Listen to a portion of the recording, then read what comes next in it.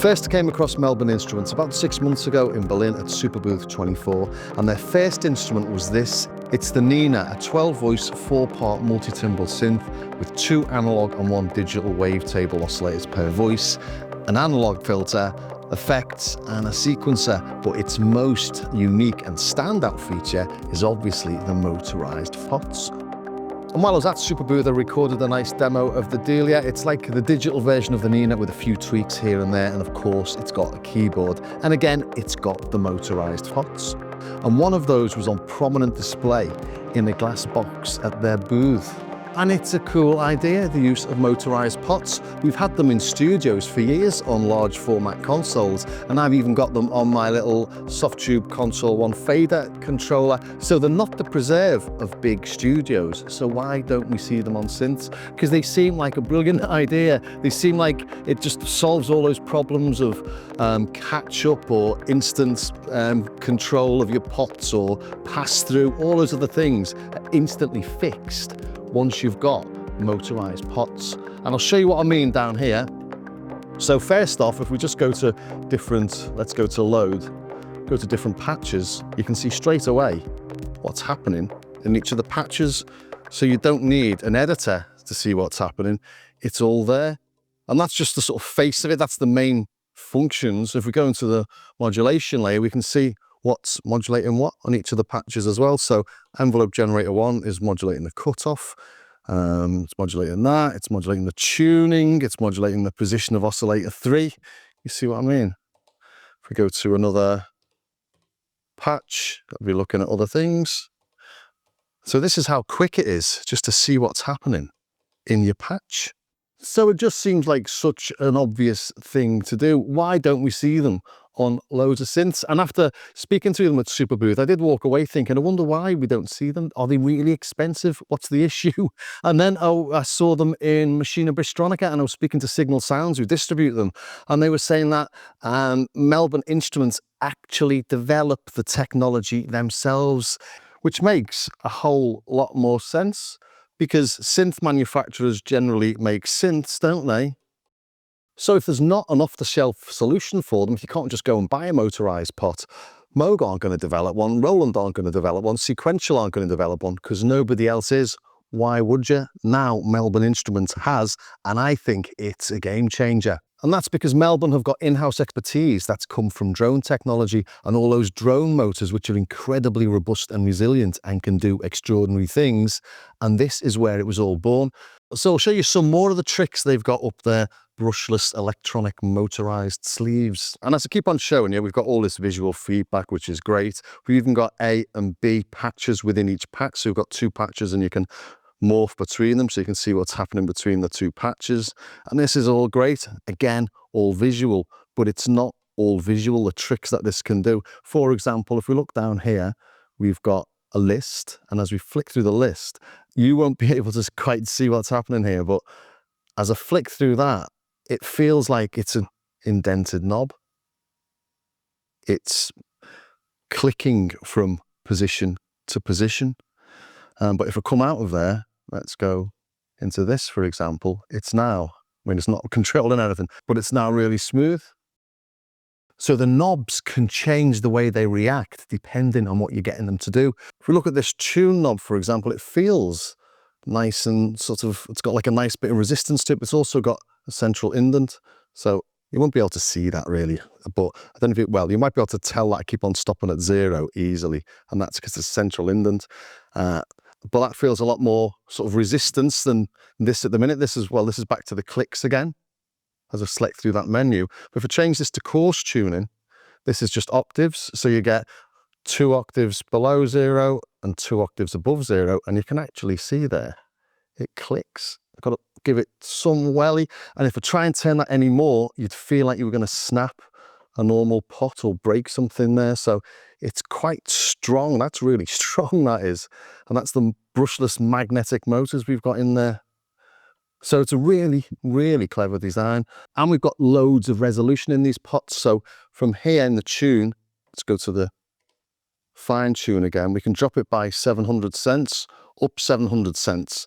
And they've got 15-bit resolution, so there's actually 16,000 steps or thereabouts that this can measure.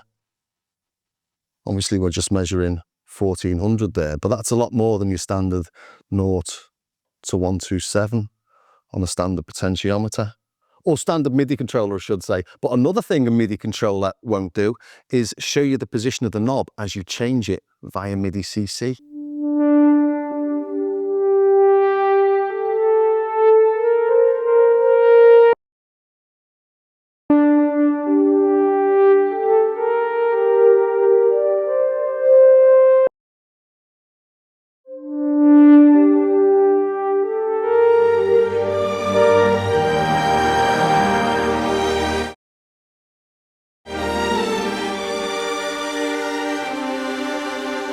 It doesn't show you everything though. It doesn't show you the modulation as it's happening like you can see on some VSTs. That will be a bit weird, I think, because the position where your knob is like the central position or the baseline position of that modulation. So if this was moving, for example, especially if it was controlled by an LFO, when you grab it, where are you grabbing it? You're grabbing it at the base? Are you setting it at the base? You're setting it at the max or the minimum? So it makes sense to me that doesn't actually show you the modulation while it happens. It shows you everything really that you need to know.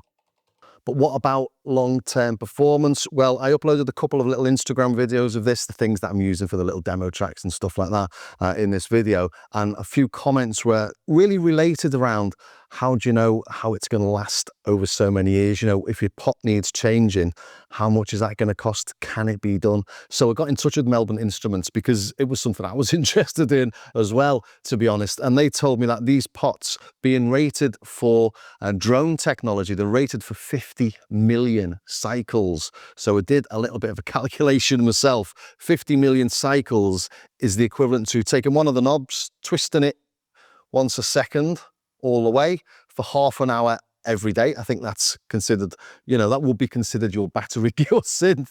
So if you do that for half an hour a day to a single knob, that's 1,800 cycles a day, which is 655,000 cycles a year, which would take you 76 years to get to your 50 million cycles. And considering these are meant to be operated, or they can operate at 2,000 RPM for hours at a time, they are almost like overly designed for the purpose that they're being put to use to here. I think they will, well, I don't really know. No one knows until something happens in 10 years time. But like any new technology, you know, people have to have confidence in it. But drone technology isn't new technology. This technology has been around for quite a while now. It's just been placed in a different situation. But what I'm really trying to get across is that it's not the same as a crappy pot going on a crappy synth. These things are tried and tested. But that all does come at a price. This one here is about £3,650. Here it is at Signal Sounds. The Delia is £2,300, which isn't a huge amount when you think the Nina is a 12-voice analog polysynth. The Delia's got 6 voices, but it's got like a 12-voice mode as well. But that comes in relative to the Super 6 from Udo. That's a 6-voice synth that's got sort of 12 voices as well. So they're not cheap by any means, but when you compare them to other things in the market, they're not prohibitively expensive either. Think about things like the Polybrute 6, that's about £2,000. The Polybrute 12 is about £3,000. The Moog Muse is about £3,000. That's got 8 voices. This has got 12. It's a bit more expensive. It hasn't got a keyboard. That's got a keyboard. Looking at the Third Wave Desktop from Groove Synthesis, that comes in at about the same price as the Nina. That's 24 voice, of course. The Nina's only 12, but the Nina's analog. The Third Waves are all digital with an analog filter, of course, but you could go on looking at the tech specs of each of those synths in the sort of £2,000 to £3,500 range and still not come up with a definitive answer. But this doesn't feel overpriced in any way. It doesn't feel like, well, they've spent an extra £1,000 on these pots. They've developed a technology, or they've taken a technology already in production and they've put it into this. They've developed the IP to do that. So just a really, really clever move. So the one thing that does pull this out from all the others is obviously these motorized knobs. And the other price that comes with is power. It uses an 8 amp power supply. This like a bit of an old brick that you get in from, in fact, let's have a look. Gonna bring it across without breaking anything. So there's the power supply. So it's like something off a large laptop, I suppose, which makes it a bit heavier as well, and it gets a bit warmer in there. So, you know, I can feel like it's a cold December day in Liverpool, and that feels, well, feels quite comforting when I touch the sides. So cost-wise, I don't think it's prohibitively expensive. I don't think the cost is a downside to this. It's sort of what you pay for something along these lines. Anyway, it might be a little bit more expensive, but not overly so. The power and the weight, not a big issue, I wouldn't have thought, for anyone, especially considering some of the stuff I've got in the studio. It's not as heavy, it doesn't use as much power, and doesn't get as hot as some of those old bits. So Gimmick or Gamechanger, definitely not a gimmick. It really feels natural to use. The interface is great, and when you're using it, you don't wonder why it's doing certain things. Gimmicks tend to do it for the sake of doing it, and this does it because it's useful. Is it a game changer? Well, time will tell. We'll see how many of these they sell, if they stay in business, if they license this technology to other companies. Will they license it to Moog? Will they license it to Roland? Will those companies want it? I don't know. So whether it's a game changer, time will tell, but 100% this isn't a gimmick. This is great. You really need to have a little play with one, and you'll see what I'm talking about. So I hope that was of some use to somebody somewhere. If it was, please do subscribe, ring the bell, join me over on Patreon, all the rest of that sort of stuff. As you know, this channel is funded by my affiliate links, my YouTube ads, and my wonderful patrons, who for less than the price of a dodgy coffee a month get access to patches, samples, tutorials, and all sorts of other little goodies. Also, do take a look at my starskycar.com website. Again, patches, samples, stuff you can buy. There's free stuff as well. As I always say, do take a look at some of the cheaper little sample packs on there. It all does help to support the channel, and it shows that people do like what I'm doing here. Anyway, thanks for staying to the very end. I really do hope you found that useful, because it is a question that has been bugging me until I got my hands on them. So I will see you next time.